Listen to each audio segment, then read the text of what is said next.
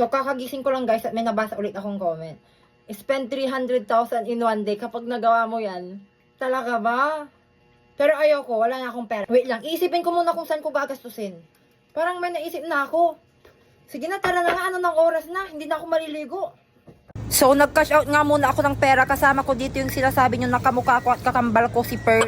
Sasamahan niya daw akong gumawa ng 300,000 challenge. So guys, 200k lang yung na-cash out ko. Kaya yung 100k sa dagupan na lang. Tara na. So, ang una nga naming pupuntahan ay sa appliances kasi magpapalit ako ng mga gamit. Gaya ng ex ko, napapalitan ko na lang. Ay, sure, hindi yun. Parang gusto kong bumili ng oven. Alam niyo yung gas range na oven? Para pag may kaaway ako, iihawin ko na lang dito. Ay, hala, Violente. Kakanood ko to ng mga horror movies. So, ang pinili ko nga pala dito ay yung pinakamaganda sa paningin ko gaya ng nanonood ngayon. Ay, ang haro. O, nakikita nyo naman, kaya wag nyo akong awayin. Wag ako, kasi kasya ka dito. Ay, grabe ka. So, 39,000 plus to. At dahil ikakash natin, 35k na lang siya. Ayan na, oh. Ito na yung resibo dahil babayaran ko na siya sa counter. Chung chung chung chung chung chung chung chung chung chung chung kling.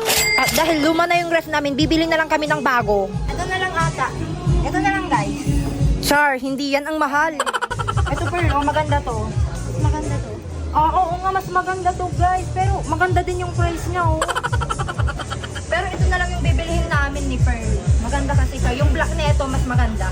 Yung black pala ang kinuha namin dito. Wala silang display pero may additional 1.8 daw yun. Kaya 55k yung black. So, ang isusunod namin ay yung TV kasi gusto kong panoodin yung series ni Isner sa malaking screen. Hindi lang siya. Gusto mo ng malaki ito, 34k. Isagad na natin kung gusto mo ng malaki ito na lang. Oh, ito na lang. Oh, 75 inches na to, Pearl. Baka may complaint ka pa.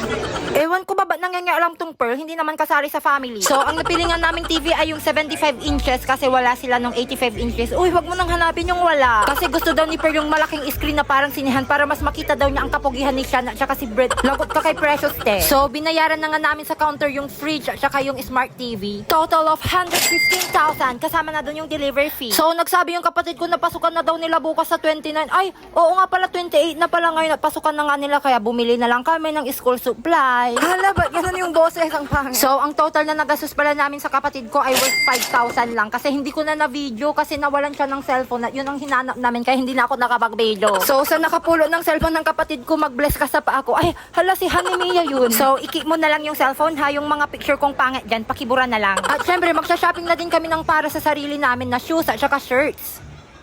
Pearl, ano mas maganda? Ito o ito? I think this one. It's nice. Sige, ito na lang kasi parang mas maganda nga dito. O, pili ka. Ito o ito. I think this one. Ay, Charlotte, boses ko lang yun. Tapos namili na din ako ng short. Nakakagulat din pala ang presyo dito minsan. Ba't ka pupunta? Ay, self, wag mo kong awayin, self. Wala kang pakialam, self. Sumusobra ka na sa luho mo kasi, self. Ngayon lang naman ako nagluho, self. Ay, Charlotte, si Queen Dura pala yun. So, bumili na din pala ako ng shoes ko at ito yung presyo ng mga shoes dito. At syempre, bumili na din sina mama, saka yung kapatid ko kasi pasukan na nga nila bukas. At ayan na nga guys, babayaran na namin siya sa counter. At ang total price niya ay 30,720 and ikakash din namin to. So, ang sinunod nga namin ay binilihan namin si Papa ng cellphone. Mas preferred na daw yung Android kaysa sa iPhone kaya yun na lang yung binili namin sa kanya. At saka kapag nawala ni Papa, hindi sakit sa ulo. At nagutom na kami dito kaya kumain muna kami. Syempre hindi kami robo. Mas din yung nag-comment 300,000 challenge daw sa isang araw. Kaya ba ng katawan namin yun? Ay, di sana hindi ko na lang pinili. So, nagdagdag nga pala kami dito ng automatic na washing machine kasi nag-request si Mama. Pati nga yung price ng Pearl. Wow, nasa 17,900 plus siya. Parang 18k. At sabi nga nila sa akin, dapat may muscle daw ako. Kaya pumunta na ako dito sa bilihan ng mga gamit sa gym at bibili na lang ako. Hala, di ko bagay. Kasi para hindi na lang ako magbayad monthly kapag pupunta ng gym. Kasi monthly yung bayad doon, sayang din naman na. Napagdesisyonan ko din bumili ng punching bag kasi may gusto akong suntok.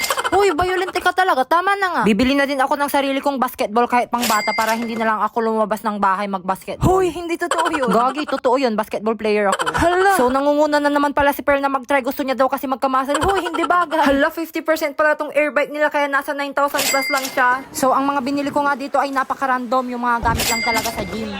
And nagdagdag pa pala ako dito ng sit-up board. Hindi ko na na-video kasi hinabol ko lang sa counter. And ito na nga, pinagbayad ko na nga si Pearl at ako na lang yung nagbibideo. Tapos sinishot pa pala ni ate, akala niya peke. Hoy, hindi! Ganun talaga sa lahat yan, wala kang makikitang hindi isi-check. So, guess nyo nga kung ano ang last naming bibilihin. Uy, hindi nyo to mahuhulan. Ay, Hala, ba't bumibilis yung escalator? Hala, sir at ay okay, naka-fast forward lang siya. So, obvious naman na siguro ang bibilihin namin. Kama. Kama? Ang OA ko talaga, patahimikin nyo na ngayong bungangap. Ah, Charis. So, napakamura nga ng mga bed nila dito. Bed, English yun. 11,000 lang. O, pero ang pinili ko nga ay yung queen size at saka 22,000 plus siya. Syempre, te, hindi kasama yung foam. Bibilihin mo din yan. So, yung foam na napili ko pala ay worth 15,000. So, ibibilihin ko nga din pala yung kapatid ko. Si Pearl na yung nagpili kasi pala desisyon talaga. Hala, parang mas mahal. So, bale 22,800 yung kama at saka 15,000 yung foam. So, bale 37,800 yun. Pero malaki yung discount nito kaya magiging 35k lang siya. 35,000 times 2 kasi bali dalawa yung binili ko kaya 70,000 plus. So, babayaran na din na lang namin to at ang total computation ng nagastos natin ngayon sa 300,000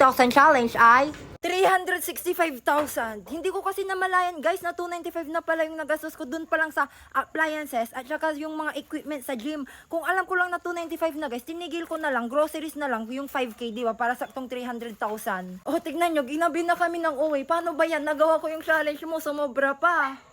Eh di sana 400k challenge na lang, Charis. So, bali 5 tao yung napili ko yung comments na same comments na spend 300k in one day. Pero isa lang yung ginawa ko kasi siya yung unang nag-reply. Kaya kung sinong unang magre-reply sa akin, siya yung gagawahan ko ng video. At ibibigay ko na yung 1K ni MJ Olea. Ito. Pini-M ko na siya sa messenger. So, ayun, isisend ko na yung 1K niya, guys. Tatakpan ko yung number kasi baka ma-violate tayo. So, ayun, tapos ko nang masend, guys. Kaya if may pa-challenge kayo guys, comment lang kayo, babasahin ko lahat yung comments nyo. At baka malay mo, baka ikaw na ang maswerteng manalo ng 1K, no? Sayang naman yun, go!